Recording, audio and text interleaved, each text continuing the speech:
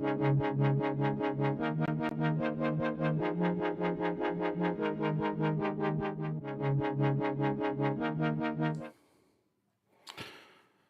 everybody. Welcome to Good Chats. Welcome aboard. welcome, Daryl. Welcome, all that fluff and stuff. Pete Donaldson, Kane's Chains. Whoa, pulling in the big guns now. Welcome aboard. And welcome, Plain Train Guy. Thanks for coming on board. We're here for another Good Chats. In case you don't know what this is my live stream, outdoors type, where we basically catch up at 8:15 p.m. every Wednesday for Good Chats. And that can be about anything, about what I've been up to, about what you guys have been up to. I love to hear what you guys have been up to, even though I make myself a little list each week. I love to hear what everyone else is up to. Tonight's episode is brought to you by Cooper's Green Label. So welcome aboard. Welcome aboard, Shane Oace. Welcome aboard, Steve. Welcome aboard, O'Malley. So you invited me to that chat earlier. We'll have to participate in that. These Facebook chats are a little bit of a new distraction for me. Yeah. What we are going to talk about tonight. Well, I haven't been doing much rail stuff this week or much history stuff. Well, I have. I've been trying to explore what's available online from the General Motors Holden Elizabeth factory station, a small siding or set of sidings that ran into the General Motors Holden Elizabeth plant to serve the factory there and to serve the workers there. You can see there's a fair bit of history there, but there's not a lot available to me. So I've reached out to the National Railway Museum and they'll get back to me in good time. So that is one of the things that's coming up. I've got a couple of images though from good old Western Langford. Daryl sent me some images of the faggy old rail cars, and Daryl sends me a lot of images, which is great. Thank you very much. And these ones are particularly interesting, and generally all out of copyright too. We'll have Book of the Week, where I reach into my somewhat intelligent-looking bookshelf there and pull out a random book to talk about. For those in the know, got the latest edition of Catchpoint. There's a few things in there which are worth talking about in the group as well, and we'll get your opinions on things. I'll tell you what I think. And we'll talk about future plans as well. I've still got 19 ideas for videos on my list, so we ain't running out of content anytime soon. And I want to run through that list and see if you all have got any suggestions for that as well. I'm probably going to redo my most popular video on the channel, and that is the Roseworthy to Peterborough Railway. Now, this was a video that I did 2.5 years ago. So we'll run through that video and I'll talk a bit about it, and I'll talk about why I want to update that video, and I think you'll all understand. I'm starting to plan for a series of trips to Quorn and to the Pitchy Ritchie Railway in July this year, so hopefully they're not closing down like Steam Ranger will be. And we'll talk about that a little bit as well. There was an interesting item which popped up on Facebook Marketplace this week, and we're going to talk about that as well. So we'll get right into it. I've got these images from good old Westerns queued up here. So these are the only two images that I can find so far, which is why I've had to sort of deepen the research, put this video on hold a bit until I can get a little bit more information on it for y'all. So, and all your Adelaide Metro train fans will be happy. What's up, Ree? Welcome aboard. What's up? I'm just about to do a screen share, and that's always fun. There's 6 of me for a minute. And I usually get stuck in it unless someone saves me from it. So let's see if that's come up. So this is the first image from Western Langford, and one of 2 images that I could find on the GMH siding at Elizabeth. So this was the station, one of those fascinating drop-down stations, which is a pretty poor excuse for a station. It's about the least station you can get.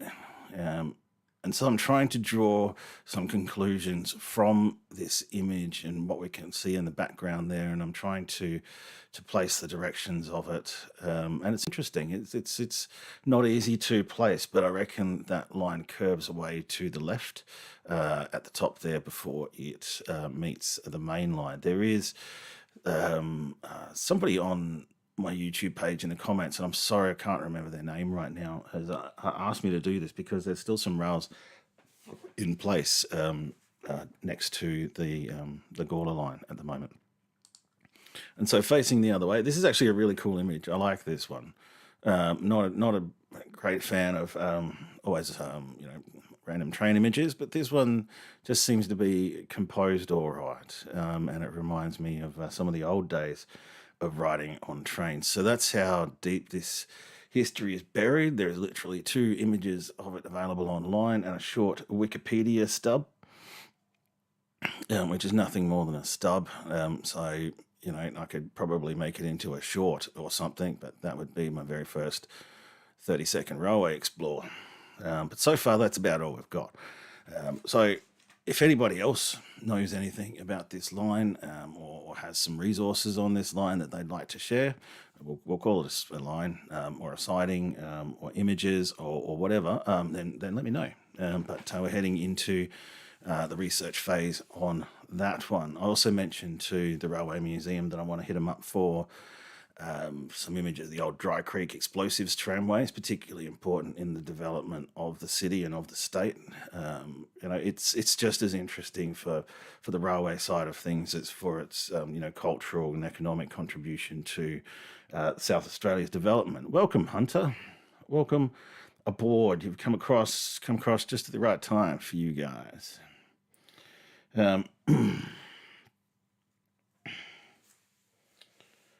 Yeah.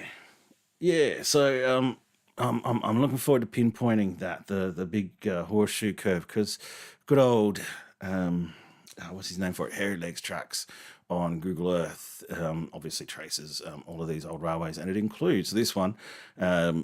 It's a little hard to trace because there were rails also going into the factories itself at one time as well. So it's a little bit difficult to uncover, but that whole huge site is abandoned now. So we'll see what we can capture when I get out there. I might go for a bit of a scout this weekend. But actually another thing came to me this weekend as I was driving out to do the last couple of videos past Tailem Bend there. I'd always not really looked too hard at Old Tailem Town, but when I looked hard the other day at Old Tailem Town, I discovered that there was a miniature railway there. You can see the signs of it there. So I'm going to head out and visit Old Tailem Town and have a bit of a sniff around and see if I can scout out what's happening there. Yeah, that platform design's what they call a drop-down platform.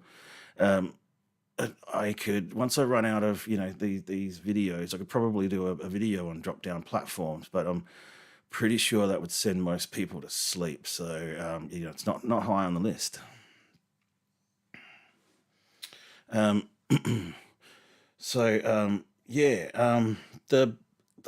broad gauge loop of track for section cars. Are you talking about, Kane? Are you talking about the Old Tailem Town there? I'm looking forward to exploring that.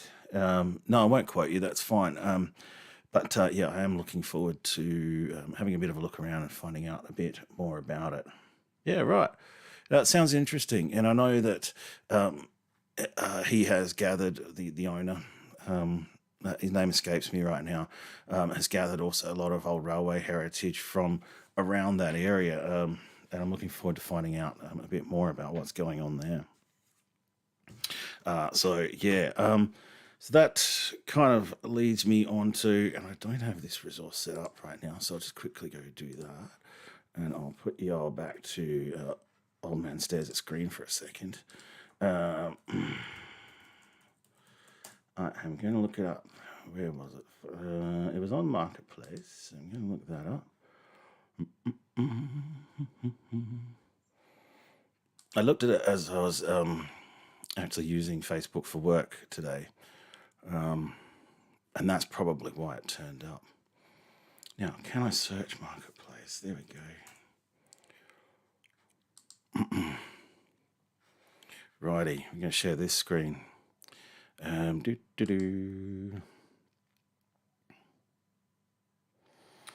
Old mate Talem Town wanted to get the 900s. That would have made Talem Town very different. Very, very different.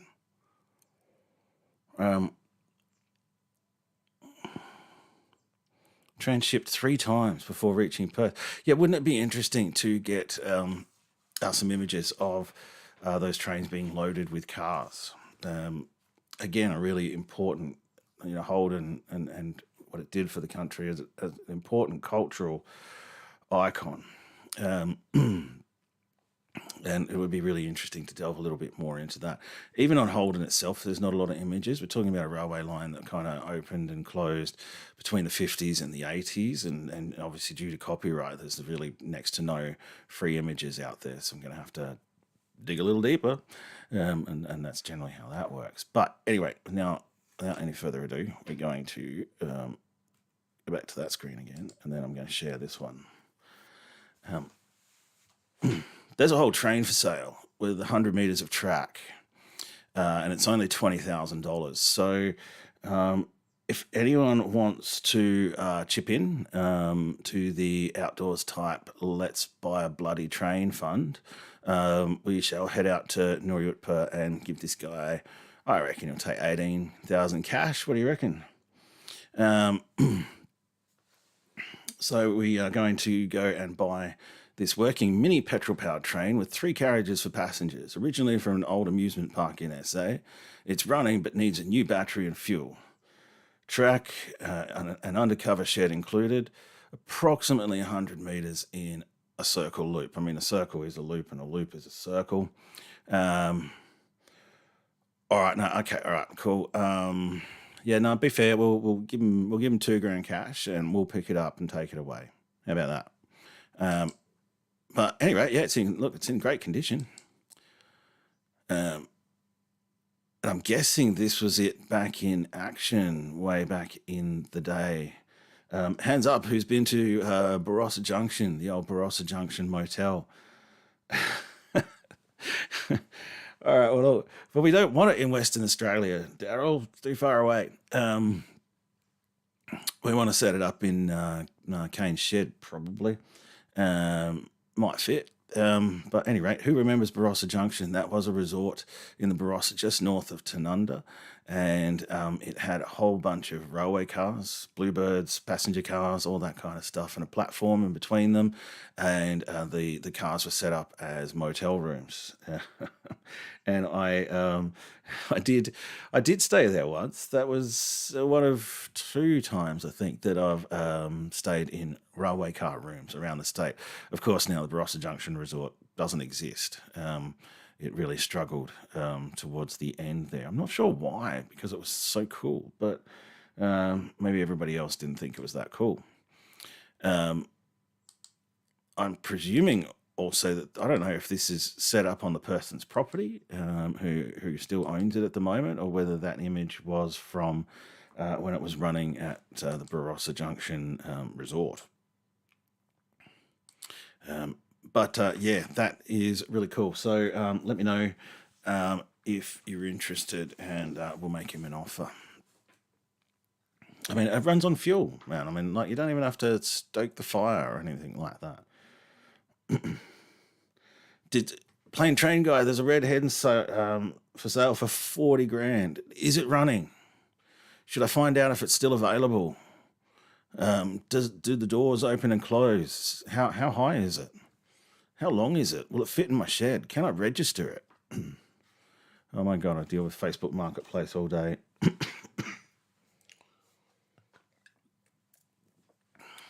Well, Hunter, look at the positives. $500. You only need 80 times more than that. You can buy an actual red hen. So, that's pretty good. Right. We'll go back to here again. So that was going to come at the end, but there you go. Catch point stuff too. That was an interesting edition of Catch Point, brought to you by these guys. and the National Railway Museum, of course.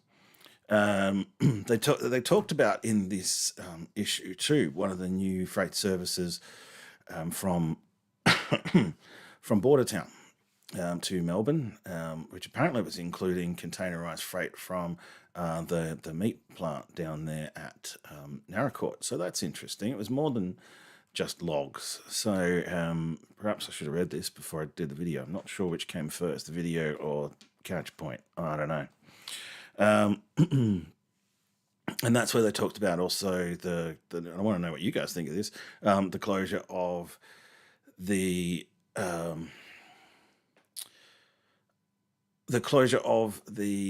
Steam Ranger line between Strathalbyn and Goolwa, where they're finally going to do remediation work on the bridges.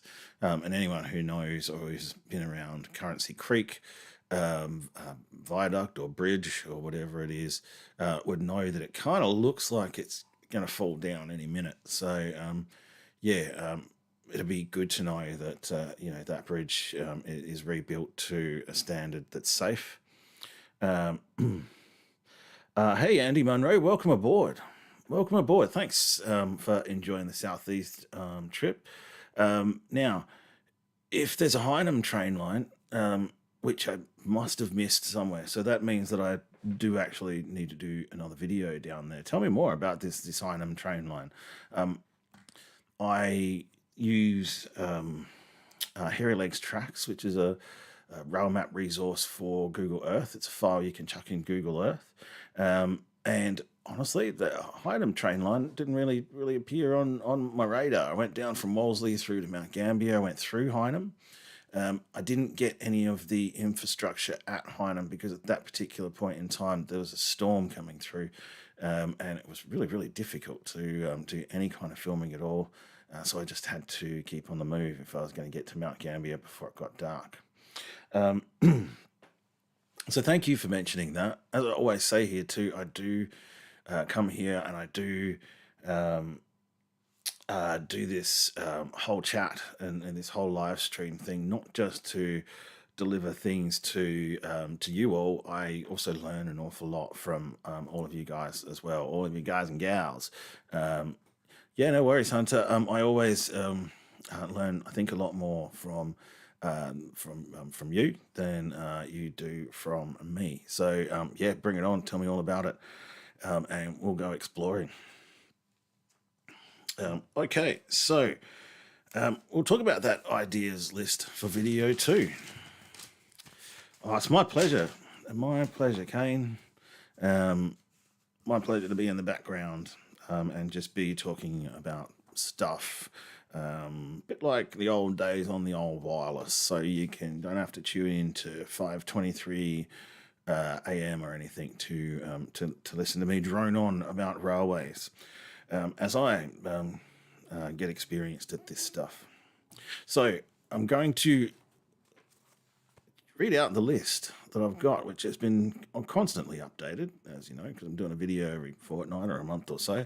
But I do want to do the rest of the main South line, and I do want to do a video presenting the development of that all the way from Adelaide Station through Mitcham up to Belair and then out to Murray Bridge, because that line, as you may know, was opened in stages. Andy has a fabulous page. Former footy grounds and TikTok guru. Okay, cool. I'll have a look, man. Yep. TikTok's a thing, definitely. I won't look at it through TikTok, but yeah. But I will have a look at that. Former footy grounds. You know, that is a really interesting thing. Oh, I've got a thing too. Former footy grounds. I don't know if it counts as a former footy ground, but did you know, O'Malley, that the what's it called? The Murray Mallee East, I think it is, area school, just outside of Minderry or Mindari or Mindari, I don't know. Just outside of Minderry, I think it's the East Murray Area School or something, is up for sale. All the school buildings, the ovals, the old footy club sheds. So there are some Mallee footy clubs based there.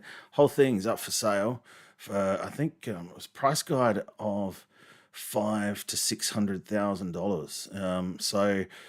What we could do is get $500,000 together. They'd probably take 450 cash, and then we'll give the guy with the train $10 for that, and we'll come pick it up, and we'll put it up there.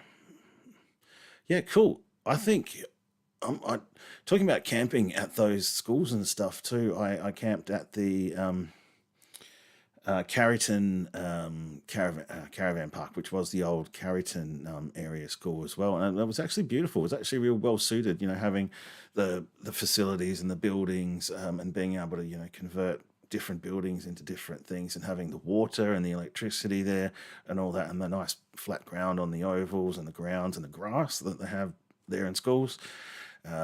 Makes it a fantastic candidate for a campsite. I'm suspecting it'll probably become some kind of religious cult compound though, because it's like half an hour from the nearest town, and that town's Karoonda, so that we're not saying much there. So I want to do the main South Line, the history of that, because the Roger Salas book that I've got goes through that history quite extensively.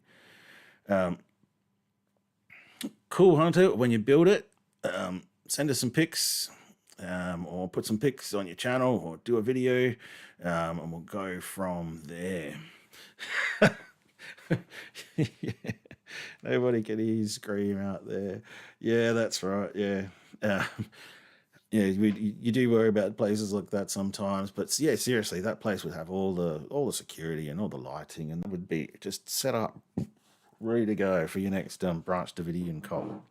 All you need is barbed wire. So yeah, going to do the Holden sighting. We're going to do the Dry Creek tramways. This is a big plan for down the track, as you all know, and I want to do the Lee Creek coal line, and also the old narrow gauge line as it leads up to there. Then there is the Maree to Alice section of that line. Then, of course, Pitchy Ritchie Railway, that's going to come up a lot sooner.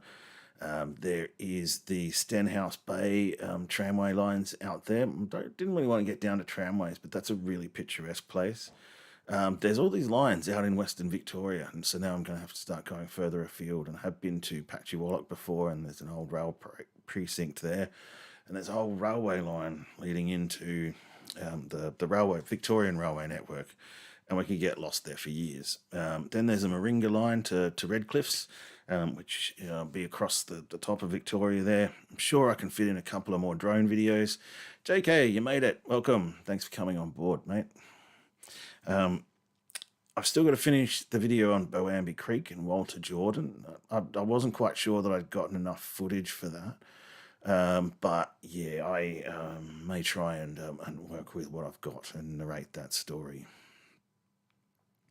The old alignment from Alawoona to Renmark and on to Brahmara. Yeah. Hey, Pete, do you have Hairy Legs tracks? I mean, you have Google Earth, but if you search for Hairy Legs tracks on Google, just search for it, and you'll find Facebook pages and other resources that have a link to download a KMZ file. You can load that into Google Earth just by going to Google Earth and going File Open, and you'll have traces of all these old tracks in your Google Earth, and you'll likely lose hours as you explore around the place. But hey, I don't even know what a CM class is, hunters. So yeah, no worries, JK. That's all right. Hillston to Gulgowie. Yeah, cool, man. Please send pics. Or a video or whatever if you'd like me to share it. Beautiful country out there between Hillston and Gulgowie. Flat country, but beautiful country. Now, where was I? There's still the Hayward connection from Mount Gambier to Hayward. That's probably going to be part of another trip because I've already been down to Mount Gambier within the last 12 months. It's a little expensive, but there's the Hayward connection that I want to get to. Aruna Dam. I don't even know what a CM is. You'll have to tell us more, Hunter. Yeah, no, the Hairy Legs tracks is really good. What? You're in Surbiton the same day, Andy? What? That is what a small world. Um, all right, I'll have to look them up at some stage. A CM class thing. Oh yeah, here we go. Um, JK's got some photos for us on the messages. But you all know how I go with sharing Facebook messages on here. Anyway, thank you, and I will check all those out after the stream, rather than sit here and read all my messages. So thanks, JK. I will transfer them properly onto the computer and do all that stuff, and go from there. And we'll have a look at it next week. I'll put it on the list for next week. So where are we at? Sleeps Hill is the next thing. I want to go look at the tunnels. And if you don't know, the Sleeps Hill tunnels are going to be hosting a fringe show this year, where they will be doing light projections on the inside of the Sleeps Hill tunnel, and taking 15-minute tours into the light projection show inside the tunnel. So get onto that. It's listed on the Fringe Ticks website, Sleeps Hill Tunnel, I'm pretty sure. So I will definitely be getting my hands on some tickets for that to become part of the research of, I guess, the history around the Sleeps Hill tunnels there in the Adelaide Hills. I mentioned Old Tailem Town before. I think it's definitely time to get in there and have a look. CM Rail First Asset Management. All right, cool. I'll have a look at it. But y'all know I'm not really big fans of engines. I know you are. But yeah, it's all kind of esoteric to me. That's right. Talking about that, we forgot to have a look at the Fagioli engines, but they're kind of interesting because they're weird. So we'll have a look at that in a minute. No, if you want to come along, man, let's hook up a collaboration. Let's get out there. I reckon this week the first visit would just be kind of to get some idea of what's there and what's going on. I think because Tailem Bend is close enough for me to get to a few times reasonably, I should put in a bit more of an effort. Things like the Mount Gambier line, did a lot of research beforehand, but that was kind of a one-shot trip. I'm looking at doing the Tailem Town one pretty soon, because Jeremy, because a lot of my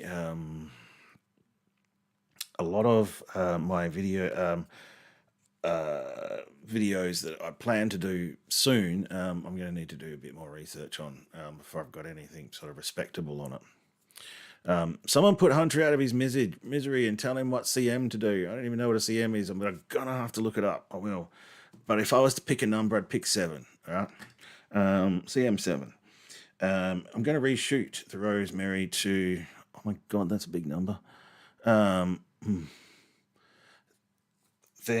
to reshoot the Roseworthy to Peterborough line, and someone actually asked through the channel as well to go back and have a deeper look at some of the stations out there in the Murray Mallee, and we're talking on that bit between Alahoona and Renmark.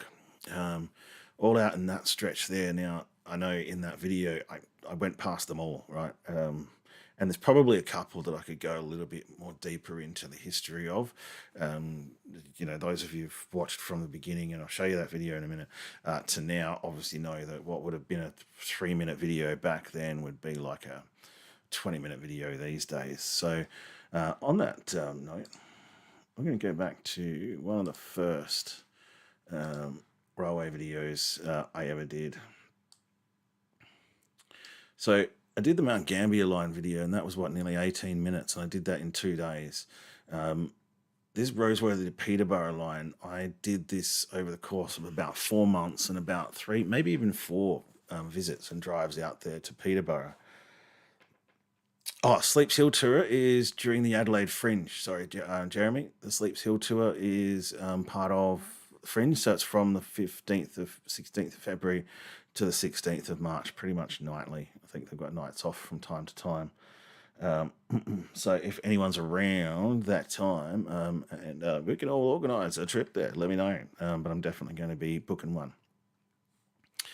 So somehow, after 4 months and 3 or 4 um, trips out there, I somehow ended up with a 2 minute 55-second video.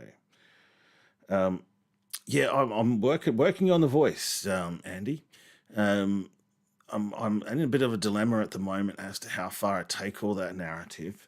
So if I do start to put in more narrative, then I feel like I might start to blow out to 20-minute, 30-minute videos. And these things at 17 minutes are a huge commitment already. I'm not going to complain about it because I love it, right?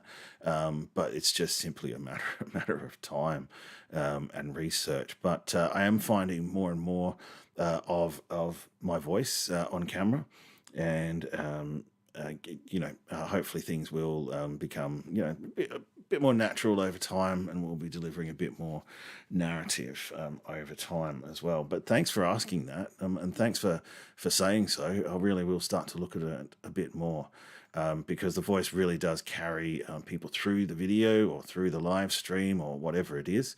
And so, music's been covering for a lot of that for a long time. And this is a great example of that. So we're just going to cut over. I'm just going to cut over to my share Chrome, and we'll start this one. All this work for a 2-minute 55-second video, and see if you can spot the continuity error right in the middle where I spelt the name of... No, I actually named Saddleworth a completely different town.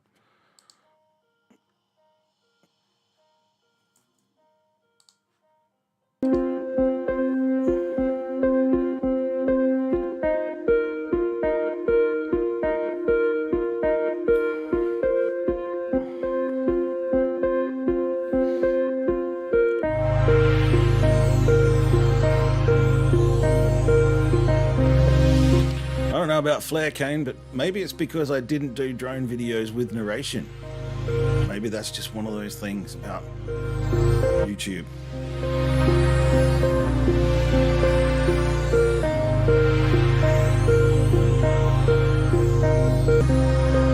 There it is.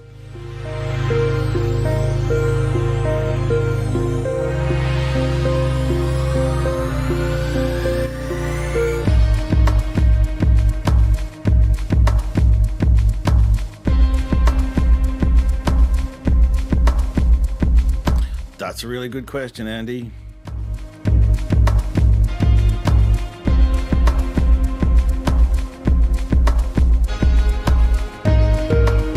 Good answer, Kane. Good answer. I was actually going to say Peterborough. It's not pretty. Peterborough's not pretty at all, but it's really, really interesting.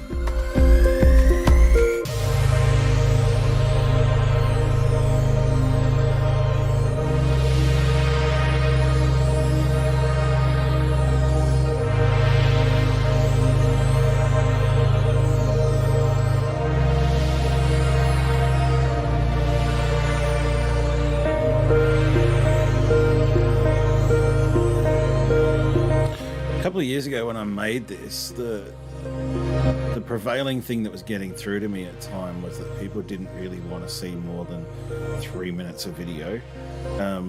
What I have realized at that time that I was taking advice from idiots, and people actually want to see like long videos. And so this one, I think I need to go back and do a bit more, tell more. I've learned so much more about all of these locations in the meantime, and about the whole history of that line as well. So I think I could do this a lot more justice. I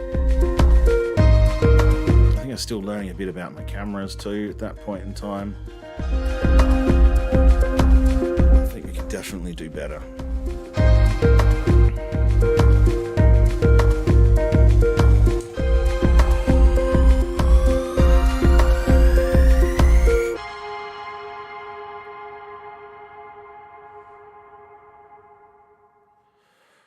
Yeah, the narrative, yeah, it definitely takes time. I definitely would be using, well, I don't know how much of that I would use in a new video on this. And you're right, Andy, about repurposing footage and the like. And it's only been in the last year or so that I've kept all of my source footage, which enables me to look at making more compilation videos, like the New Year's video that I did, to go back through the source footage and be able to pick and choose bits that perhaps you didn't use before, or you didn't think were worthwhile before, or didn't really vibe with what you were doing. And so a lot of the first year or two of YouTube, a lot of the videos that I have are only on YouTube now. And way back in the early beginning, I was only really doing them in 1080p as well, which kind of doesn't, you can use it, but it doesn't really match so well with what I'm doing now with the 4K. So I'm looking forward to getting back into that one, because that's kind of close by too. So that's manageable in a couple of day trips. But probably next on the list, now that I've thought about it, and now that I've talked to good chats, and we've had a good chat about that. I think actually Old Talem Town might be next. I think it's time, because there's been a lot of talk about Old Talem Town recently, and the situation with the owner's health and whatnot, and there's been a lot of social media on it, and I think it would be really good to do that. I don't share my videos on local history Facebook pages. And I'll tell you why. It's because I got to a point, I was sharing it on rail fan pages and the like. I don't feel that these are historical enough. They're more rail enough. I'm not sure they're kind of the standard of some of the historic videos out there, because it's just me, right? I don't have a team of people like many of them. And I think that's okay to share your videos on people's pages when you're a smaller page. But I've gotten this channel to the point now where I think it's building itself, and we've got a great community going on here. And my philosophy on sharing of content and whatnot is to try to never share it myself. So what I'm going for is to make content that's compelling enough and resonates with people enough that they would like to share it. That's the key learning that I've taken out of all the study that I've done on writing and media. And so my strategy, whether it works or not, or whether it's a valid strategy or whatever, is entirely debatable. But I would much rather people share the content for their own reasons, because that means it's in alignment with what they're trying to say or what they're trying to achieve as well. And, it goes back to the old word of mouth principle as well. So I'm not going to run around telling everybody how good I am at stuff. The idea behind word of mouth for your businesses, for your profiles, for whatever, is when other people tell each other about what's happening, and that is what's starting to happen in a small way here with Outdoors Type, and I'm real privileged to just sort of be free of that self-aggrandizing style, and people can just share it because they like it. So I really would prefer that people would come to Outdoors Type. That is part of my strategy. I've studied all the strategies and I know them all, and I've chosen this one for the reason that I want to be different. And we've got plenty of time to do this and plenty of content to do it with as well. So you only got 2.5 minutes off from my voice at that point in time. I'd like to share longer videos on here, but then you can all see them anyway. So faggy old rail cars, I had those queued up. Strange name, but they were converted from road buses. And Daryl did send me the wiki of it. We'll have a look here. Wiki's great, but I don't really count as research. It's my starting point for research, wiki. Would probably be the best way to put it.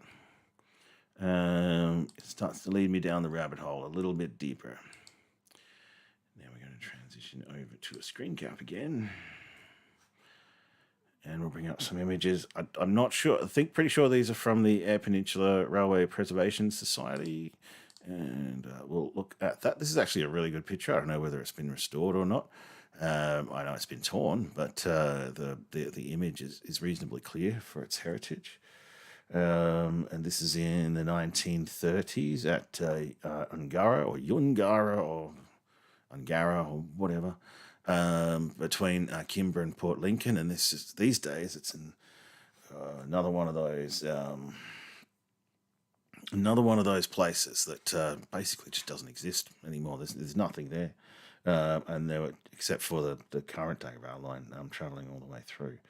What is going on here? And we have a similar. No, we have a drawing of a faggy old rail car. Again, I think this is from the EPRPS, and they do a great book.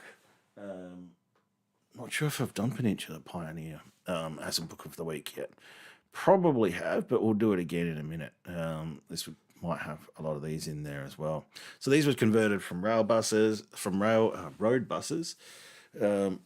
Probably chucked a couple of axles on them, extended out the front a little bit, and put a cow catcher on it, and Bob's your uncle. Away we go on the railways.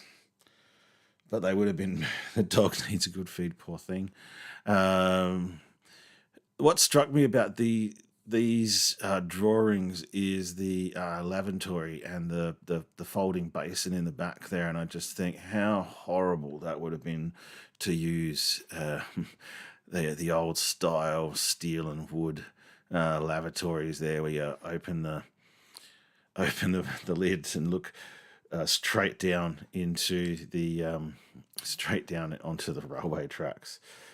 Pretty crazy. Although that still happens on Steam Ranger. So yeah, you probably should make sure you go to the toilet before you go on the Steam Ranger. Yeah, no aircon out there. It would have been bloody terrible.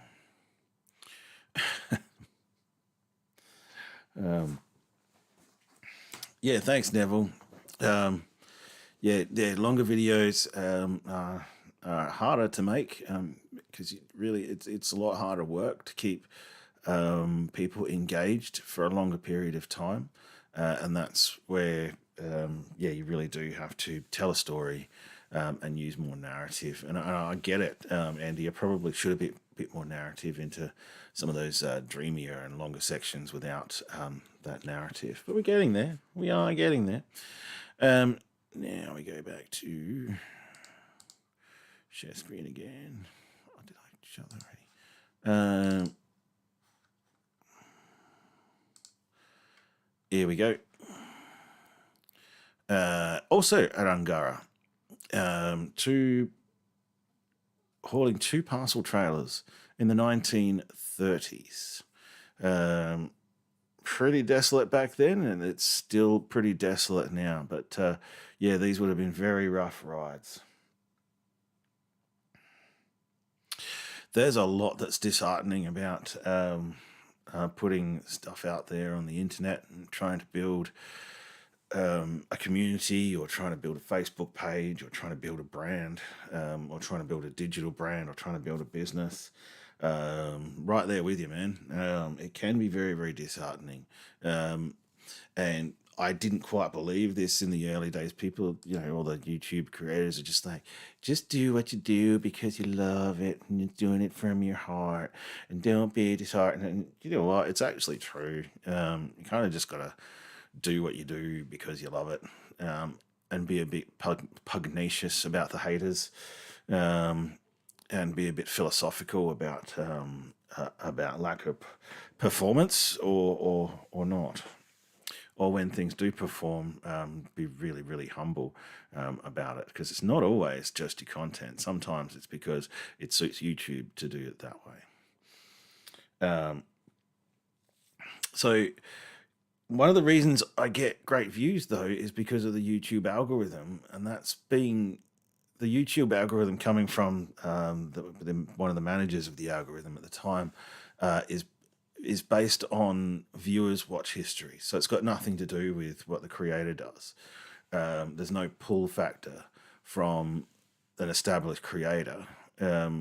when it comes to the YouTube algorithm. So just let's get that straight. There's no pull factor; it's a push factor, and it comes from the viewers' watch history. So YouTube will recommend videos based on what's in the viewers' watch history, not what you're trying to do, or just presenting them with things in the hope that they might bite at it, for example. So that's how we go. We just keep building on a particular theme, or banging on about a particular thing in a particular style. Look at everyone's histories, create a community. Look at it in different ways from it being a pull factor. Anyway, back to trains. Called outdoors tape, not SEO type after all. So let's zoom in on this guy. Daryl did mention in the wiki research that they ran these on the Kingston to Narracourt line. And it's funny, I mentioned that in the beginning of that video as being the Kingston branch line, when in fact, it was one of the main reasons why the railway was built. It was there before the whole rest of the railway line to Wolseley and all of that. But these are interesting little rail cars, rail motors, just going to show that it doesn't have to be gold plated and cost $1 million to get people around, which is kind of what happens these days.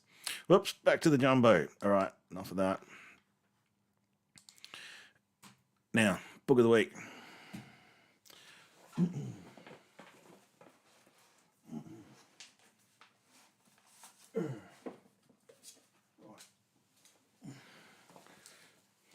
So we'll talk about that one again, The Peninsula Pioneer Revisited.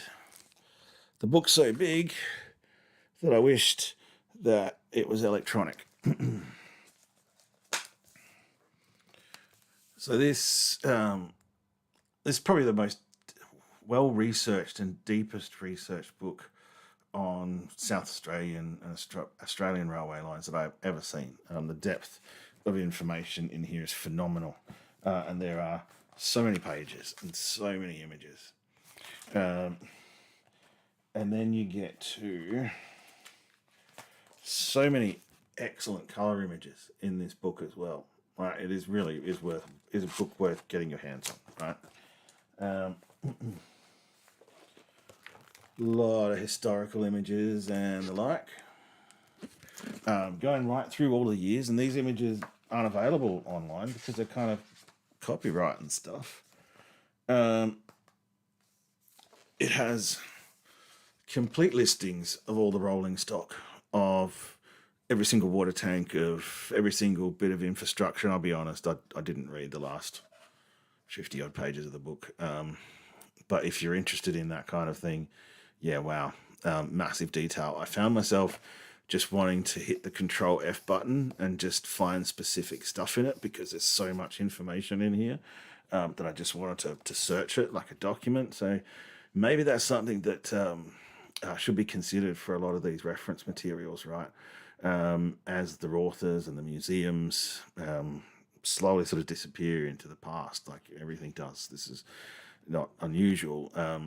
It could be a really good idea to digitize some of these resources. Maybe that's a retirement job for me or something. I don't know, but getting these into searchable resources is definitely the way to go.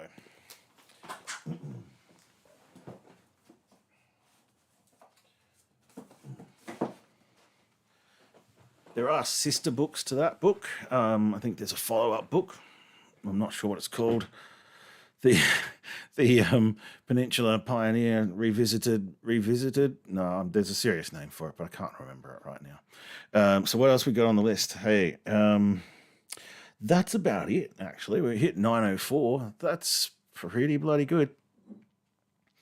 If anybody knows, and I used to do spruiking, believe it or not, those guys in supermarkets I didn't do supermarkets, but spruiking. Sales spruiking and that kind of thing, and that's where I did learn a bit of the voice that I have and use in my narration and whatnot. And it is one of the ways that I'm able to talk for 45 to 50 minutes continuously. So now we're getting to that point now where we are going to change the thingo to just kind of let everybody know that I'm ringing the bell, the 5-minute bell. If you got some last minute things that you want to talk about or throw into the chat, please throw it in now. Yeah, definitely clean up aisle one. More than clean up aisle one. I do need a new bookshelf though. It's got a lot of books on it now, and I would actually prefer a rather big old looking bookshelf, mysterious old looking bookshelf. That one's a bit IKEA, but we'll get there. So what a cool good chat, right? Because we started with Daryl here. Andy, I will definitely let you know of good old footy grounds. As I always say to O'Malley too, it's great to be interacting with fellow historical explorers and not only the railway explorers as well. I do want to keep the outdoors type vibe. Always looking a little bit outside just the railway stuff as well. And perhaps look at social, cultural history, and perhaps as we move into the future, I might start looking a bit more at camping, other buildings, that kind of stuff, and other cultural and social aspects of history in country South Australia. So, Daryl, thank you for coming on board. All that fluff and stuff, if you're still around after all this long, then thank you for sticking around. If not, we will catch you next week. Keep up the great work on your channel. Man, I'd love to be mud crabbing in Queensland right now. Pete, thank you for coming on board again. Kane's Trains. Kane, it is always a pleasure. Plane Train Guy, thank you for coming on board again. Always a pleasure to have you on board. Shano Ace, what's up, brother? Thanks again, man. Steve Klink, great to have you on board each week. Hopefully, we're bringing you a little bit of entertainment. Riel, welcome. Thank you for coming. Hunter's Locomotives, as always, mate. Great to see you. And who else we had? Andy, thank you for coming on board for the first time this week. Really appreciate it. Likewise, if anything comes up that you can think of that you would like us all to talk about here on Good Chats, perhaps you want to learn more about it and possibly hear more about it from everybody else here in the community as well, then I'd love to take that either through Facebook, email, DM me on Instagram, man. Just don't TikTok me. JK, better late than never. O'Malley, thanks for coming on board. Really appreciate it, mate. I'll look a bit more into that chat. I did see that chat earlier, and I'm thinking probably my only sporting heroes, probably some of the people that I remember from the Parramatta Eels or the Canterbury Bulldogs football clubs. Back when we were little kids, and we all looked up to our footy idols. Document old long drop twice. Oh my god, that's bringing back some pretty putrid memories already. I'm gonna leave that to just about anybody else in the world, man. Maybe we could document memorial toilet blocks. The old country toilet blocks. Some of them have names even as well. But yeah, that's pushing it. Lucky I've got so many outdoors type videos to do. Otherwise, we might be there. So again, thank you everybody. I actually started the stream on time. This time I actually remembered to hit the record button, and that turned out to be a very good thing because you were all here and I was here and we're here and we'll be here again next week. Thanks again. Peace.